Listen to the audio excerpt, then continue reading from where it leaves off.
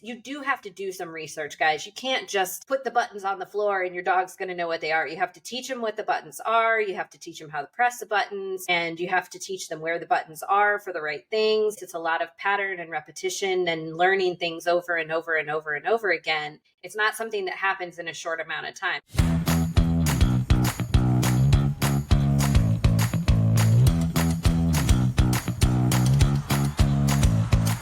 This week's episode is proudly sponsored and brought to you by our good friends over at Pet Matrix Premium Canine Supplements. Straight Up Dog Talk is so excited to be partnered with Pet Matrix. After exhausting several other pet supplemental brands, I am getting the support and results I have been searching for both Toby and Fitz. Pet Matrix supports all three pillars of canine wellness using their cell matrix delivery. It delivers nutrition directly into the cell. If you're looking for a supplement that pairs with nature and science, look no further and get your dog on Pet Matrix today. This stuff works, period. Welcome to Straight Up Dog Talk, the podcast for real dog people who want more than filtered advice and surface level tips. I'm Em, dog trainer, canine nutritionist, enrichment specialist, and lifelong advocate for big feeling dogs and humans doing their best. Each week, I sit down with people who've lived it, studied it, or devoted their lives to helping dogs and their humans feel more connected. This space is for honesty, growth, and support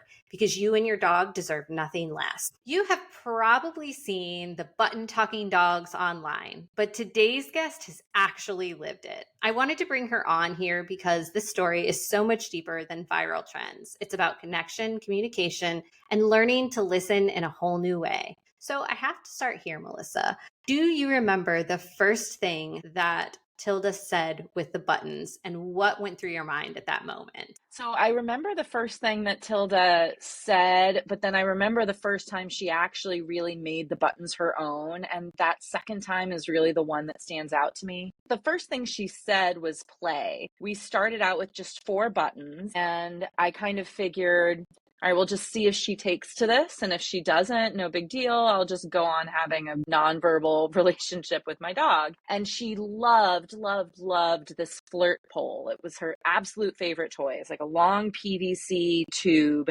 There's like a stretchy elastic thing that comes out of it, and then ribbons at the end of the elastic. And you wave it around and the dog chases it. And puppy Tilda was just absolutely obsessed with this toy. And so the first time she used her buttons, it was to hit the play button, because that was the way I illustrated play. Was I'll swing your favorite toy around. I'll hit the play button. This means play. I'm saying the word play. I'm swinging your toy. I'm pushing the button.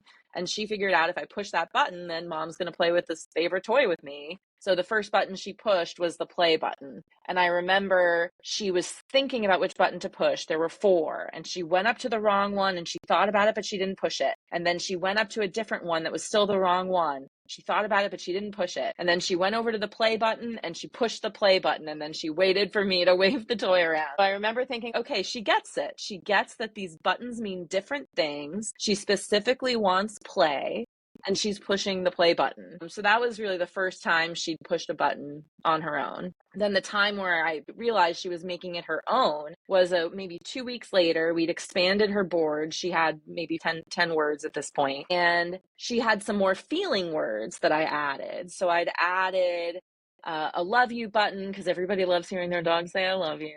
And I'd added a tired button, and I'd added an all done button. And there may have been one other one in there. Tilda was running around. She was having crazy zoomies, and all of a sudden she just stopped, and she went over to her buttons, and out of 10 or 14 buttons, she said all done, which was one button, tired, which was a different button. And then she walked over to a different spot on the floor, and she just laid down, and she'd stopped running around. And I showed her what all done meant, and I showed her what tired meant, but I never paired the two of them together. And in that moment, Tilda was all done and she was tired, and she said all done and tired, and her actions totally matched the words that she chose, which she put together on her own. And that was my biggest wow, okay, there's really something to this. When she finally used that in context and you realized, what did that feel like for you? Were you excited? Were you just kind of mind blown? Were you both? Yeah, I think it was both. I was mind blown because I'd seen the videos, I believed them. There was no doubt in my mind that dogs that I was seeing on social media videos were genuinely pushing the buttons, and the buttons said what they said and that they learned what the buttons said.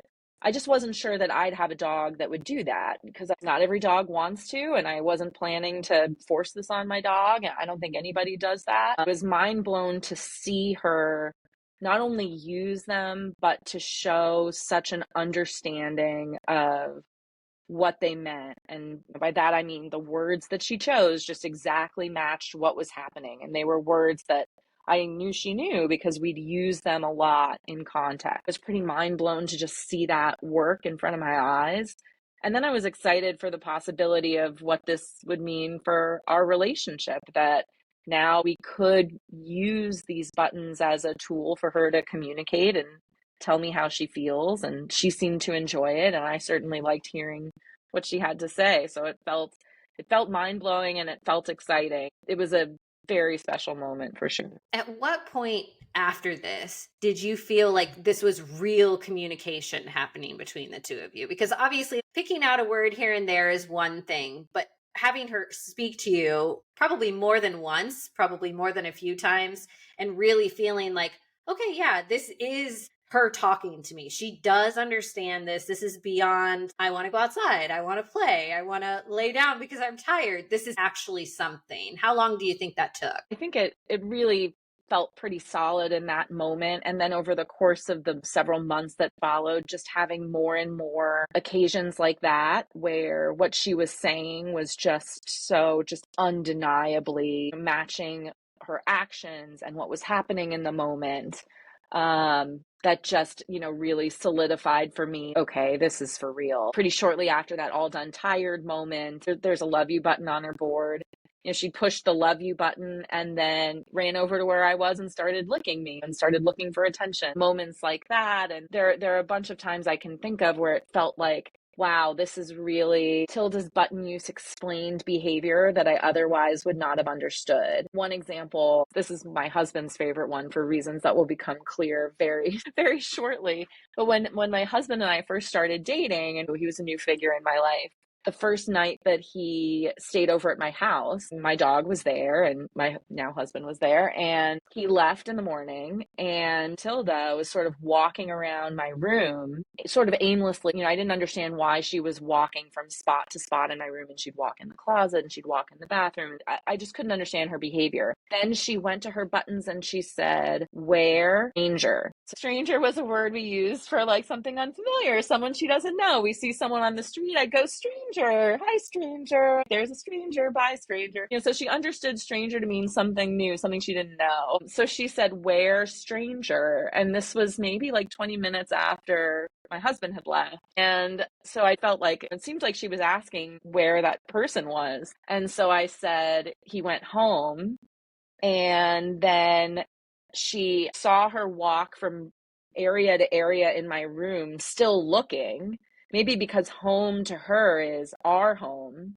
And then she came back to her buttons and she said, "Where?" again, because she wasn't finding him anywhere. It was one of those things where I was like, I would truly have no idea what was on her mind or what she was wondering or why she was doing what she was doing, if not for the buttons. And I really believe in that moment, she was looking for this strange person who had just been there and seemed to have left. And where did he go? I don't know if she understood my answer, but at least I understood what she was looking for and was able to try to give her an answer. It's funny because we really just don't give dogs enough credit for being so aware of their surroundings. Yeah. It's weird because we do and we don't, right? There are a lot of people that just don't believe that dogs could possibly learn how to use these buttons and don't believe that the communication is genuine. But then you have those same people and those same trainers who understand that sometimes you have to spell out a word because your dog will hear the word walk and they'll get too excited. So you have to spell out WALK so that the dog doesn't get too excited.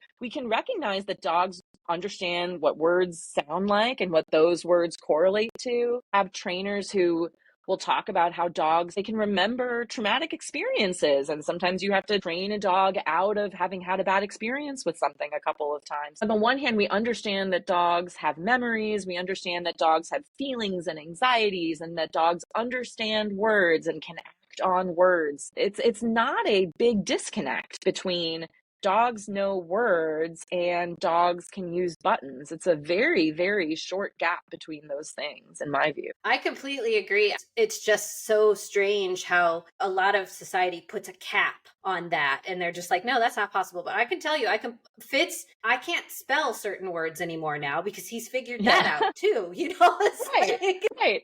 And does that mean that he could spell out his own words? No, it doesn't, but he knows what the spelling of certain words correlates to and what that means, and it's kind of the same thing. I wonder if some of it is if we really accept some of the implications of dogs being able to talk, that dogs have an inner life, which we already know. We really already know that dogs have an inner life, and so much of dog training is based on that inner life and shaping it and changing associations.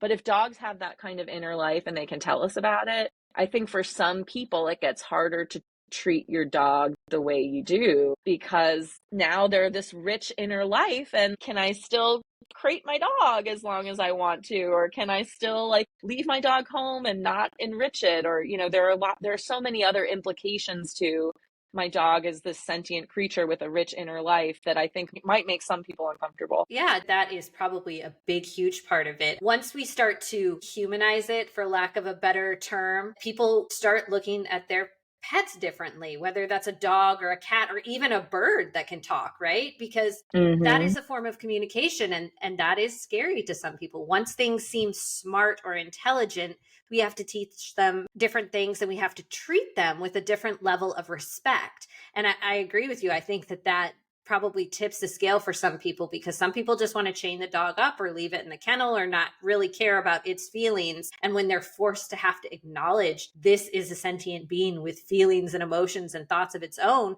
which lots of people feel that way, but there's a large proportion of people out there that don't understand that or agree with it. And it's really sad. Yeah, I completely agree. And I don't think that's a reason not to use the buttons or disparage the use of the buttons, but I can understand where it makes people uncomfortable or where it could feel threatening, because you do sort of have to rethink your relationship with your animal when they can start complaining about your care to you in like a very clear way.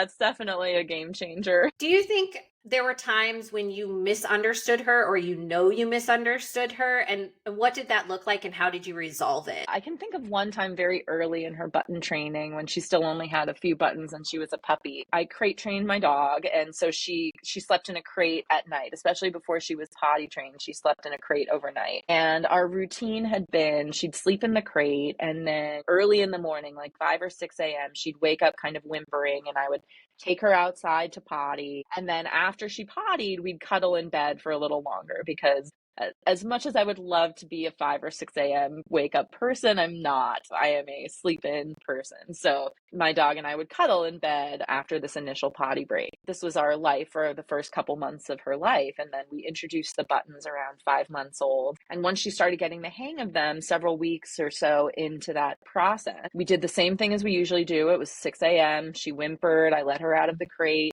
and I stood by the door to my room to kind of let her go downstairs so she could have her potty break.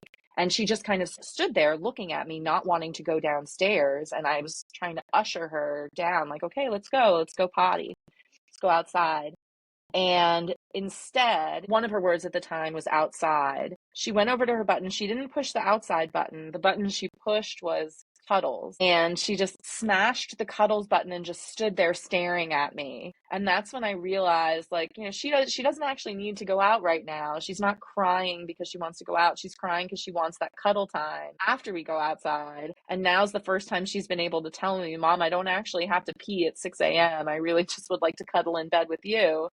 And so I said, oh, okay, like, let's cuddle. And so then I let her into the bed and we cuddled, and she didn't have to potty until it's time for me to wake up. So that ended up changing our whole morning routine. And go from that point forward, when she'd whimper first thing in the morning, I knew that she didn't need to go outside. She wanted to come into bed for morning cuddles. Oh my gosh, that's an amazing story. I love that so much. It was so precious. That's another thing too that I think that we don't give our dogs a lot of choice, right? We make all of the decisions for them. And I have found watching everybody who does the buttons online, how much more choice and advocacy that gives the dog for themselves. And I love it that you changed your routine to fit what she wanted. I just think that is so cool. Oh yeah, thank you. It was a really neat moment. There are so many ways that you can give your dog those kinds of choices in life, even if you're not using buttons. One of the dogs we're friends with, both in real life and on social media,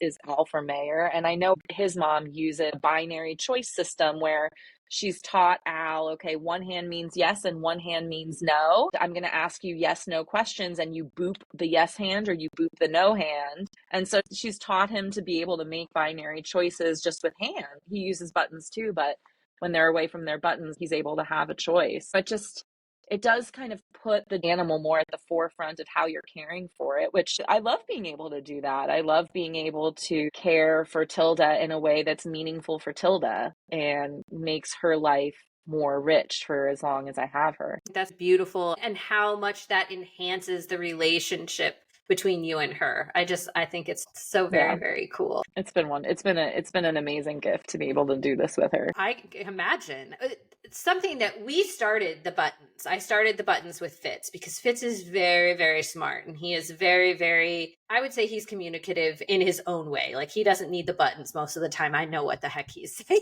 Yeah. He's very persistent about it. Yeah. But my other dog, Toby, who's passed out on my lap right here, he decided that the buttons were a place to pee. And so No. we ruined several of the buttons. And so I just finally said, we can't do this because I'm constantly replacing the buttons and they're not cheap. So No, they're not. I just didn't want to keep doing it. So we didn't get very far. I think we had about 8 buttons in and he was doing a pretty good job. He would say things like, Mom outside, or he knew to love you, and he would hit his kennel button. Like if he would see me doing my I'm getting ready to leave things, I would get my purse and get my keys and I would set everything on the table, and he would run to his buttons and he would say outside kennel, and he would know that that was time to go potty, and he would run outside and go potty, and then he'd go into his kennel. He knew, he understood. But again, that's like a lot of repetition, right? And that's a lot of cues of me saying this is what's happening and allowing him to see and digest that information at his own pace too. Yeah. And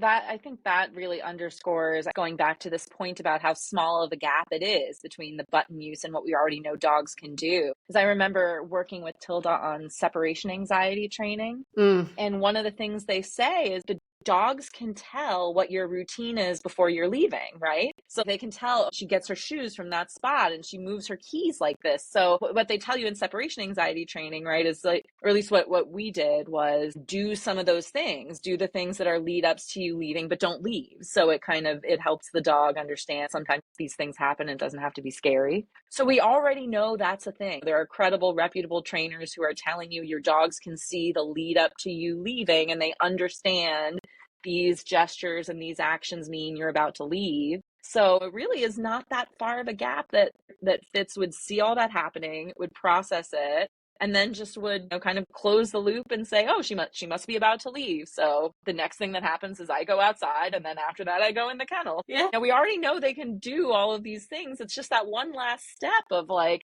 pushing the buttons that we seem to lose people. But that's such a cool story. He cracks me up. He's such a funny dog and he's got so much personality. Yeah. I hope that maybe, later in life, Toby's a little bit older. He's somewhere between 13 and 15. Fitz is about 7.5. So I'm hoping that maybe later in Fitz's life, we'll be able to rejoin the buttons and do those as a thing to communicate a little bit more between the two of us. But like I said, Toby just thinks that they smell weird. So he's going to pee on them. Gotta make things smell good. I'm with Toby. Yeah, it should all smell great. I'm not sure that pee smells better than the foam that the buttons are in, but hey, whatever. Yeah, that's pretty normative of you, Em. We love.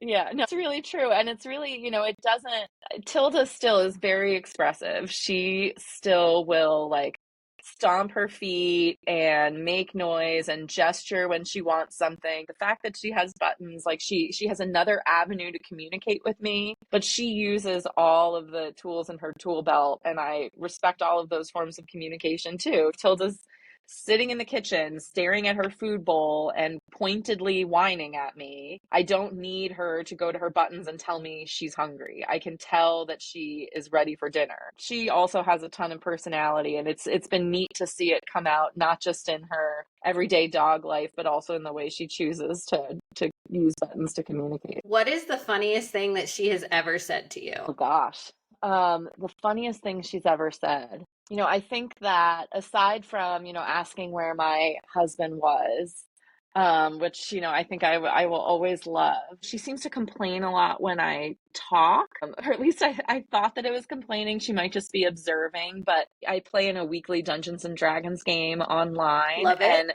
pretty much without fail, as soon as I log on and that video chat starts, Tilda is over at her button saying sound, sound, sound, which certainly could just be her observing that there is now a sound. I take it personally as a complaint about the sound, but that happens almost without fail. And every once in a while, if I'm on speakerphone with my mom, she'll say the same thing, which my mom is gracious enough not to take personally. That's always fun. There was one time where I had a really weird Halloween costume on, and it was like brightly colored. There was fringe on it. It was like a piñata costume, like one of the, if you've ever seen the Tipsy Elves ads, like this piñata costume. I have a Tipsy Elf snowsuit. Yeah, exactly. I think I got it like 80% off after Halloween of some year. And so I was trying on Halloween costumes. I tried this costume on. I was walking around in it. Tilda was just judging me. And I think anyone who's had a dog can very clearly visualize the look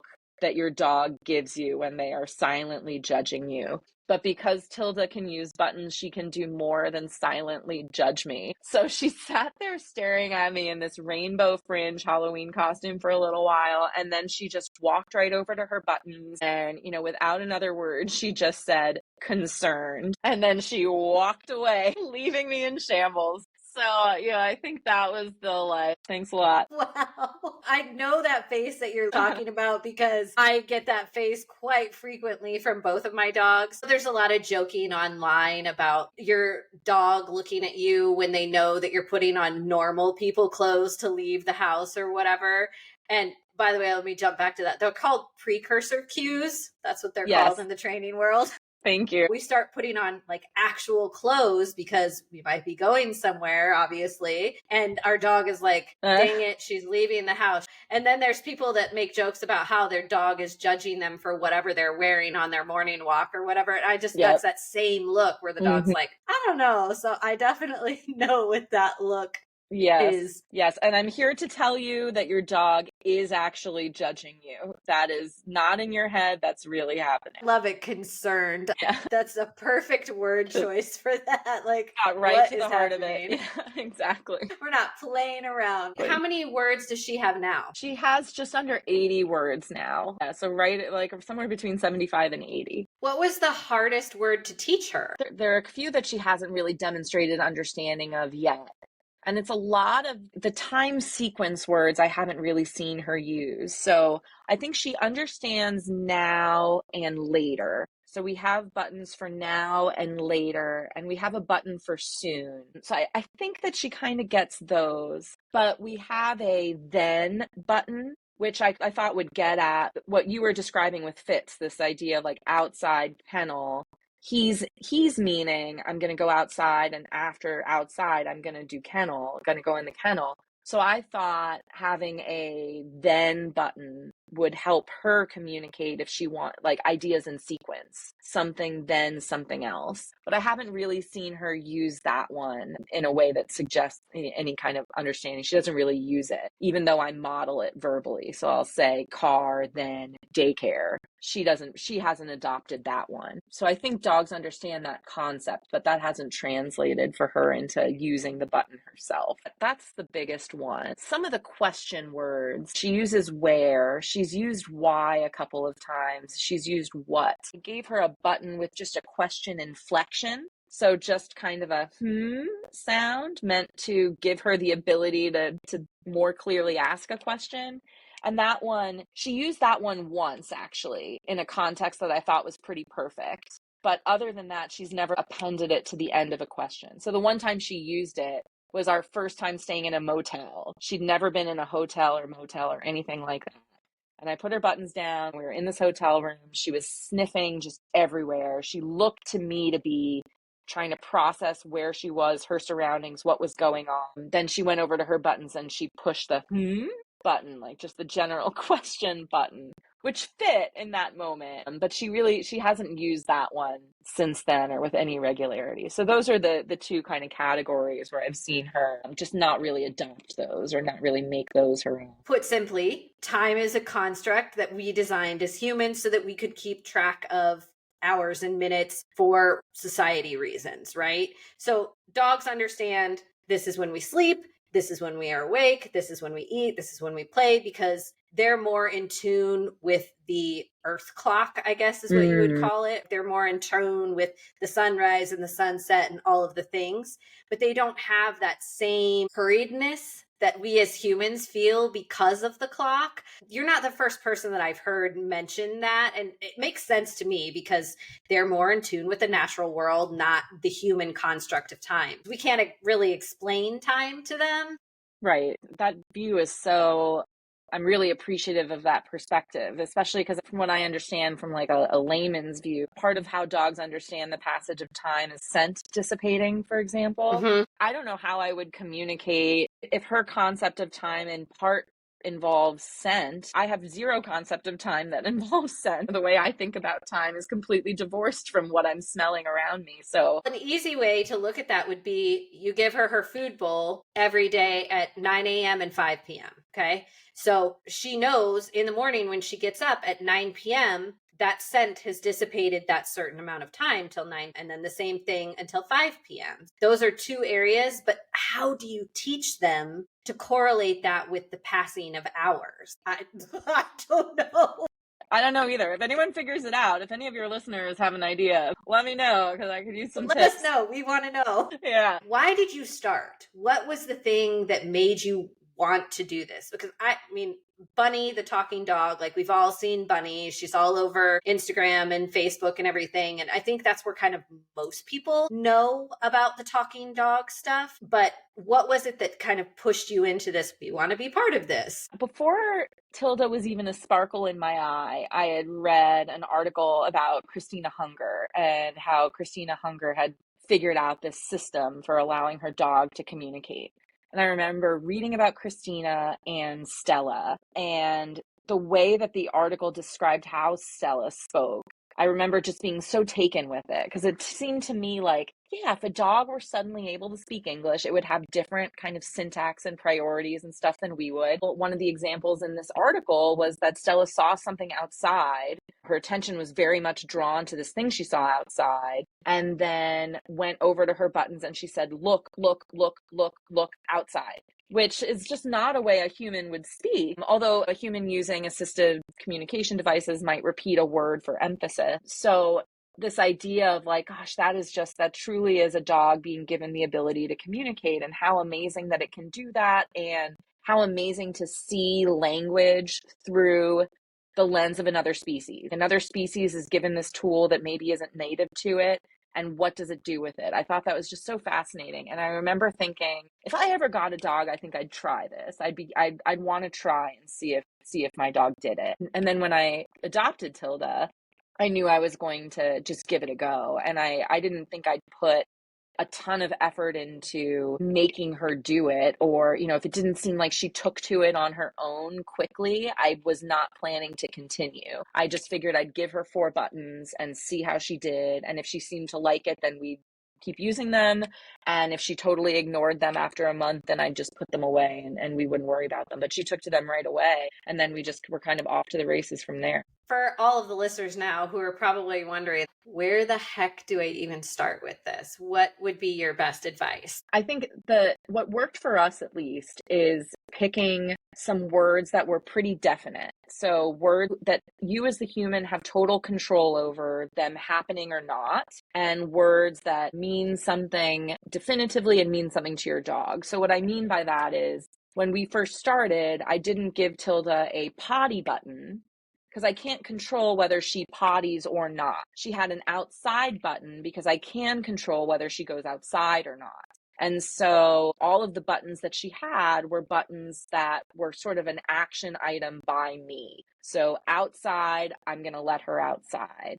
Play, I'm going to wave around that flirt pole that she loves. Cuddles, I'm going to go give her a hug or hold her in for a cuddle.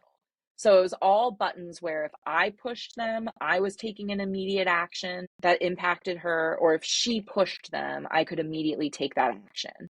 So they were all buttons where she would see the impact or the consequence of the button right away. The button would have an action associated with it. And they were all words that we had used in daily life. So that same way, you have to spell out WALK because you don't want your dog to hear because the dog's going to run to the door. They were all words I knew she knew because I'd use those words every day. Every time we went outside, I'd say outside and we'd go outside. Every time we played, I'd say the word play. And then I'd reinforce those words and those buttons while we were doing the thing. So I'd say outside, we'd push the outside button, we'd go outside. I would keep saying outside while we were outside.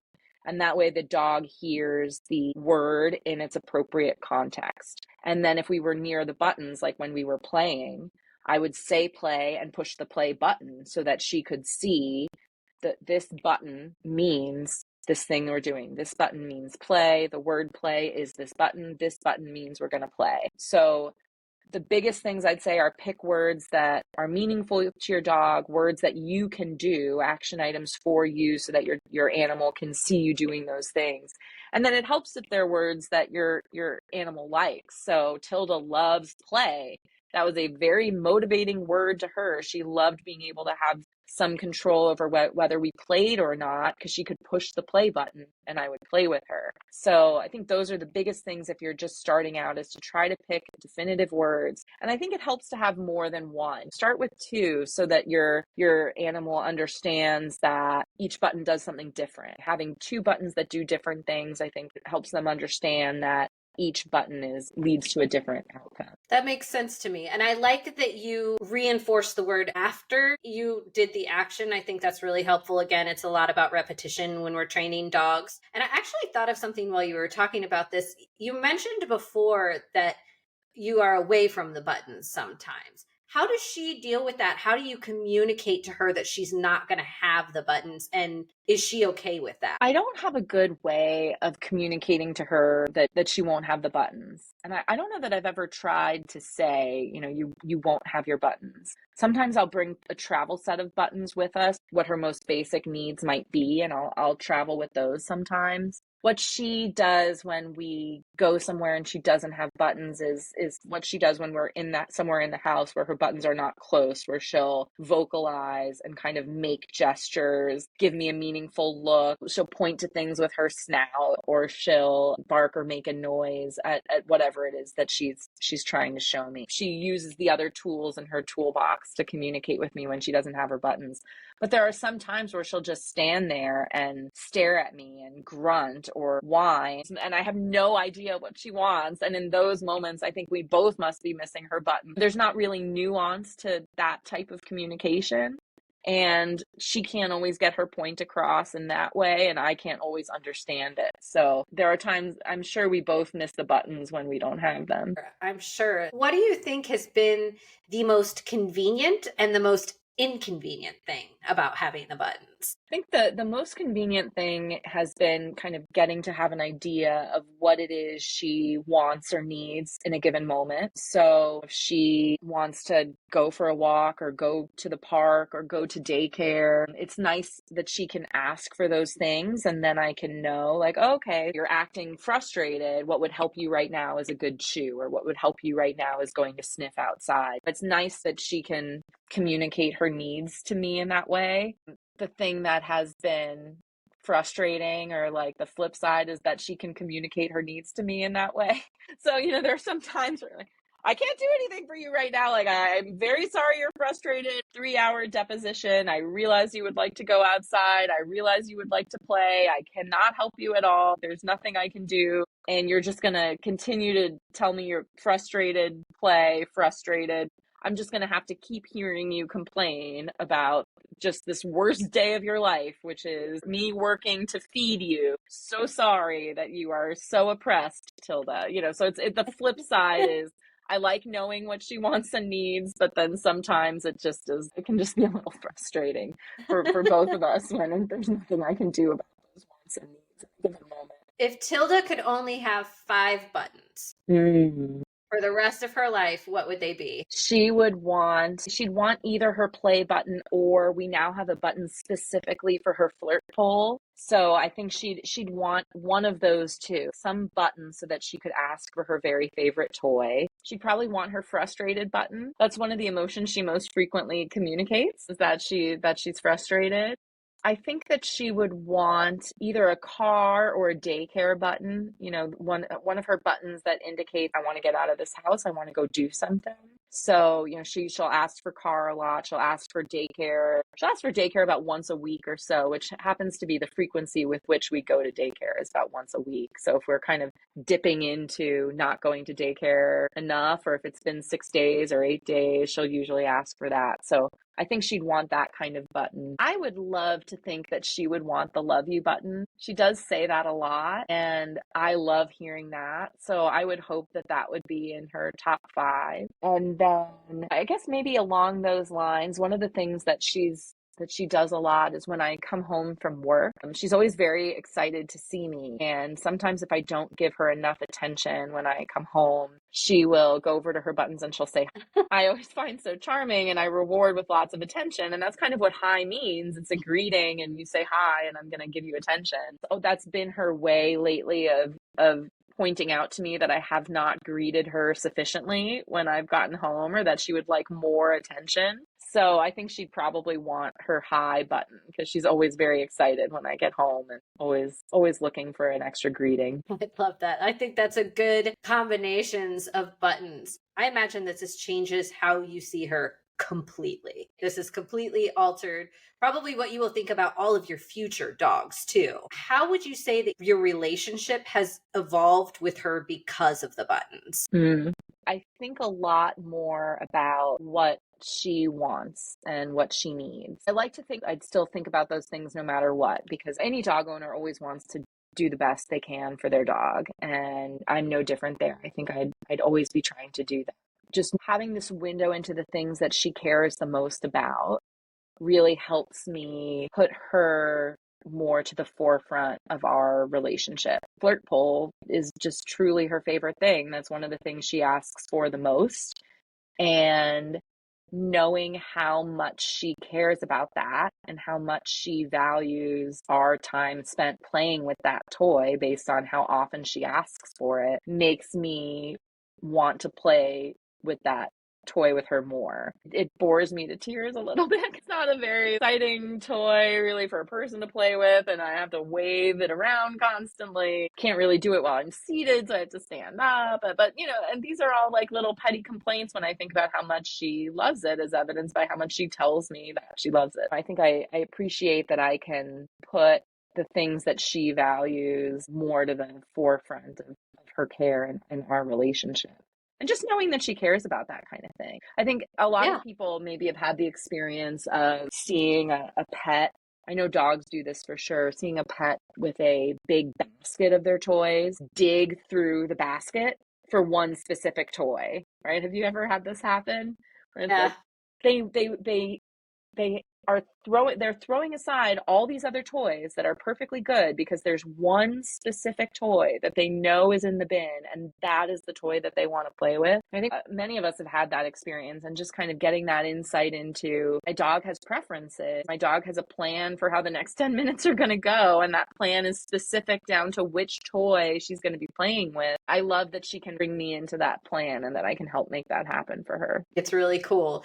Do you think that this is, like most things with dogs, a dog by dog activity, or do you think that this is something that every single dog can do? I don't know the answer to that question. Based on kind of the dogs that I know in my real life, I think every dog probably could do it. I don't know that every dog wants to. I know from personal experience that there are plenty of people in my life who wanted to try buttons with their dog or with their cat, and did everything to the book, did everything to teach the button use that anybody would suggest that they do. And for whatever reason, their animal just doesn't pick it up. Like doesn't want to, or doesn't care, or something just is lost in translation. Nobody knows. And, it can feel frustrating if this is something you were looking forward to having as a part of your relationship. But I do think there are some animals that just aren't especially interested in using these. And that's okay too, because we have all of these other ways that our animals can communicate with us. I agree with you. We get our dogs and we think that we're going to do all of these amazing things. I thought Fitz was going to be a go everywhere with me, self-trained service dog, and he's reactive and people selective, and he just wasn't the dog. And as heartbreaking as that can be, there's also something to be said for giving them that choice and letting them decide if they want to participate in a type of play, if they want to use buttons to talk to us. Again, individual, unique personality. Absolutely try it with your dogs, but if they're not interested, don't force it. Then it's not fun for anybody. It's just not. Absolutely agree. And no matter what you do, you're going to have an enriching relationship with your animal. If you're a person who's driven to add an animal to your life, that animal is going to enrich your life and you will enrich its life really no matter what you do. Just the process of caring for it is going to be a blessing. And the buttons are one aspect of a relationship, but they don't define it. And if that's not something that your animal is interested in, that's not a negative. It's just like you said, it's just their personality. That's kind of the magical part of bringing an animal into your life, is you take them as you find them, and it's like, okay, well, you've got your own personality and I'm going to learn to love that personality and we're going to kind of grow together in this life. I think one of the criticisms I see a lot of people who use buttons with their animals is this idea of them being forced to use the buttons, or you're not listening to them communicate any other way. I guess there are some times where I see videos of people who are still learning, where they're maybe putting their animal's paw on a button, or their animal's crying to go outside and they're like, well, push a button, show me what you want, push a button. And I think that the way who've been using the buttons for longer, what the kind of research shows and trainers who talk about buttons, how they talk about it is that it shouldn't be forced. Like you said, it's an enhancement if your animal is interested in doing it, but it shouldn't replace your dog's other forms of communication, your animal's other forms of communication. And it shouldn't be something where you are forcing them to use this. And that's the way Tilda picked it up, was just so natural to her. She just got it. It was like, oh, this is a different way for me to tell you that I want to play with that flirt pole. Great. Like, I'd love to do that. Let's play with the flirt pole. And it was something she clearly enjoyed doing, and she still does it when she wants to. She's never forced to push anything. And yeah, I think that's part of the beauty of having an animal is what is this creature going to be like, and what are they going to want, and how can I make its time on this earth as wonderful for it as possible. We spend our whole lives discovering who we are, so we should spend their whole lives discovering who they are. 100% on board with you on that. Yeah. Well, thank you. I feel so deeply about discovering who your pet is. Fitz was really that dog for me that he changed a lot of my perceptions. I am one of those people. I had different dogs all my life, and he was the one that was the first one that was too smart and had a lot of personality and a lot of energy. And I didn't know what to do with him. And he made me learn a lot about myself because of that. And so it's changed who I am. With the buttons, because like I said, I started doing it, and you do have to do some research, guys. You can't just put the buttons on the floor and your dog's going to know what they are. You have to teach them what the buttons are. You have to teach them how to press the buttons, and you have to teach them where the buttons are for the right things. And it's a lot of pattern and repetition and learning things over and over and over and over again. It's not something that happens in a short amount of time. I think we got 8 buttons in 3 months, which according to what I read was pretty quick. But again, Fitz is a very interactive, likes to be interested in what I'm doing, and especially if it's something we're doing together. I knew that happened very quickly for him. Now, that being said, I tried to teach Toby how to use the buttons as well. And besides peeing on them, I think he got one of them the entire time. So there's definitely a learning curve, and there's definitely a desire there to participate in certain activities. I think that's really, really, really important. If you could give one piece of advice when it came to the buttons, what would it be? I don't know if it's just because we were just talking about this, but I think just not being attached to an outcome really is important there. Introduce them, make them an option, and be consistent. If you're going to give it a try, be very consistent with using and modeling the buttons. If you're going to try this, that would be the biggest tip, would be consistently push the button before you do the thing every time. Say the word every time. Then just kind of leave it up to your animal to see whether that's going to be something that they want to integrate into their life. Yeah.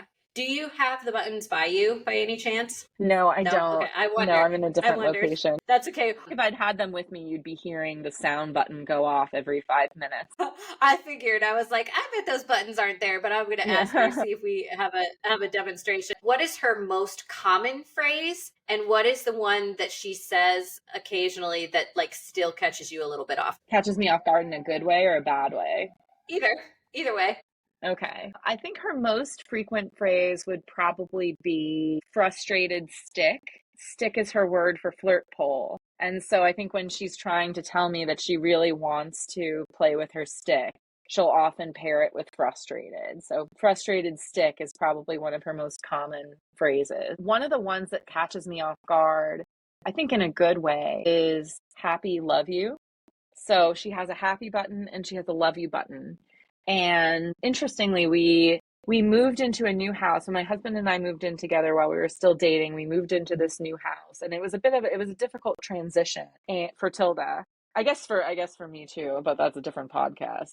Tilda had a difficult time adjusting to being in this new house, and my husband had a dog who, may he rest in peace, was a bit of a nightmare. That dog is now passed away of natural causes, but he was a spicy old man, and he probably was like a little bit demented, and it was a little bit of a challenge to move my happy-go-lucky dog in with this like literally demented old man dog. And part of our kind of journey in figuring out that relationship involved getting my dog on medication for anxiety. And I remember after a couple weeks of her being on this medication, she hadn't used positive emotion words in quite some time. Really, maybe since we moved to the house, she had not been using her happy, love you, her good. The buttons she has that indicate positive emotion, she'd been mostly using frustrated, concern, those types of buttons. And then a couple weeks after she started on the medication, she said, happy, love you. And she's been saying happy, love you ever since with some amount of regularity. And those were words that she really hadn't paired together before she started on medication. And now it's a pretty common phrase for her. And every time I hear it, it always gets me. It just always melts my heart that she feels that she can communicate that. Every time she says it, she's always looking at me afterwards and expecting some warm sounds to come out of my mouth as a result of that. And so I think that's the one that really always kind of brings me up short, but in a good way. I think that's a really good one too. I think I would love to hear that too. And what a gift for her to be able to communicate that she was doing better as well. It is hard when you have two dogs that don't really understand each other and have a hard time communicating with each other, and health issues and all the things, right? It's like living in a household with people that are different. It can sometimes be a communication error, discomfort, or arguments or whatever. And we are able to say, I don't like that. But often, even as people, we have a hard time doing that. So I can't even imagine how difficult it must be for dogs to communicate that discomfort as well. So what another cool way for you to be able to give her an outlet. What you're doing is really, really cool. And I can't wait to continue to learn more from you and learn more about your adventures. I'm sure we'll probably have you guys come back again and maybe do a demonstration for us. Maybe we'll be able to come and meet you in person, and we could do a demonstration with Tilda and she can show us the ropes. I'd love that. Yeah, I think that would be super fun. What would you like to leave the listeners with today? What I'd most like to leave people with is that this is something that animals can do. They really can do it, and they are doing it.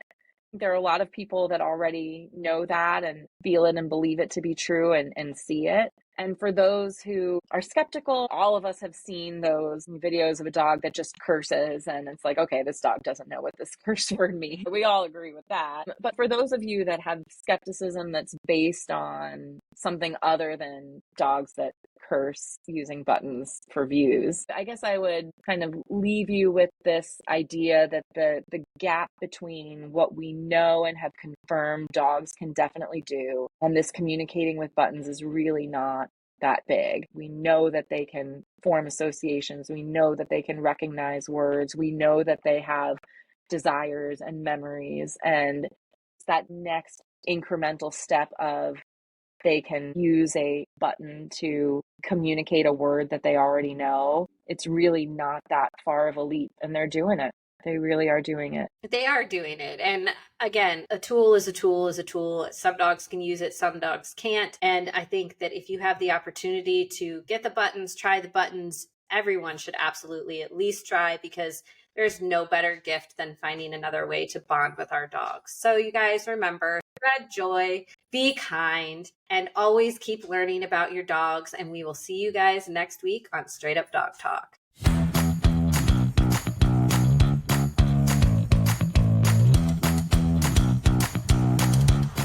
This week's episode is proudly sponsored and brought to you by our good friends over at Pet Matrix Premium Canine Supplements. Straight Up Dog Talk is so excited to be partnered with Pet Matrix. After exhausting several other pet supplemental brands, I am getting the support and results I have been searching for both Toby and Fitz. Pet Matrix supports all three pillars of canine wellness using their cell matrix delivery. It delivers nutrition directly into the cell. If you're looking for a supplement that pairs with nature and science, look no further and get your dog on Pet Matrix today. This stuff works, period.